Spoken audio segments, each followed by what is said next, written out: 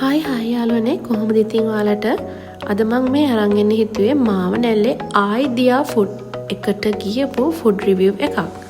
හැමෝම හොයනවා ඉතින් මේ ආයිදියා ෆුඩ් එකේ මේ කෑම කොහොමද කියලා. ඉතින් මං හිතුවා ඔයාලට ඒක ගැන පොඩි අදහසක් දෙන්න. මේක ඇතුළට යනකොට ඉන්ටීරියර් එක පොඩ්ඩක් මේ වගේ තියෙන්නේ. ගොඩාක් ලොක්කොට වීඩියෝ කරන්න බෑ මොකද මුස්ලිම් කට්ටිය ඉන්න නිසා යාලා කැමති නෑනේ යාලා ඩිස්ටර්බ් වෙනවට. ඒ හින්දා මේ ඇතුළ මේ වගේ තමයි පාර්ටිෂන් කරලා තියෙන්නේ.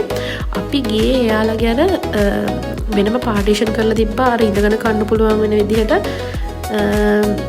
පොඩි අර කාමර වගේ. ඉතින් අපි ඒකක් ඇතුළට තමයි ගියේ. අපිටත් මොකද බබාලත් එක්ක ඉන්නකොට අනිත් කටේ ඩිස්ටර්බ් නෑනේ. එයාලගේ තව දාලා තිබ්බ ඩයිනින් ටේබල්ස් වගේක්. ඒ වුණාට මම අපි ඒවට ගියේ නැහැ. අර එළිය වලට පේන මැති ඒක. මොකද බබාලත් එක්ක ඉඳන කනකොට මේ අනිත් කටියට කරදරයිනේ. අනිත් කාරණාව තමයි අපිටත් ඕනකම තිබ්බ නිදහසේ ඇතුළට ඇවිල්ලා අපිට ඕන විදිහට කන්න. අන්න ඒ නිසා තමයි අපි මේ වගේ තැනක් තෝරගන්න හිතුවේ. මේ විදිහට ඔයාලට පේනවා ඇති ඒක ඇතුලේ පාර්ටිෂන් කරලා වෙනම හෝල් එකක්ම තියෙනවා. මේ විදිහට තමයි ඒක ඕපන් වෙන්න තියෙන්නේ. ඔයාලට මේ ගැන අදහසක් ගන්න පුළුවන් ඉතින් මේ වීඩියෝ එකෙන්.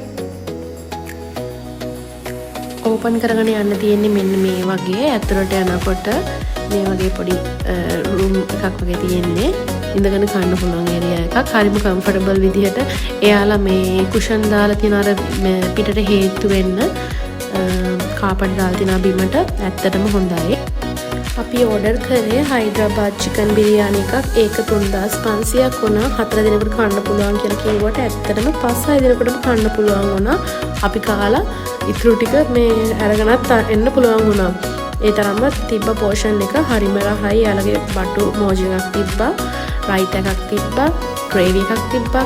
චිකන් කෑලි දෙකක්ම ලොකුවට තිබ්බා. බිත්තර දෙකක් තිබ්බා. ඇත්තටම මේක හරිම රස කෑම එකක්. කෑම එකට ගත්තොත් 10ක්ම දෙන්න පුළුවන්. ඔයාලත් ගිහින් try කරලා බලන්න අනිවාර්යයෙන්ම. මාවනැල්ල කෙනෙක් නම් හෝ නුවර පැත්තට යනවා නම් මම ලොකේෂන් එක කියන්නම්. මාවනැල්ල ෆුඩ් සිටි එකට හරියටම ඉස්සරහින් ආයිදියා ෆුඩ් කියලා තියෙනවා. ඔයාලට හොයාගන්න බැරි වෙන එකක් නෑ. එහෙනම් අලුත් වීඩියෝකින් ආයෙ හම්බ වෙමු.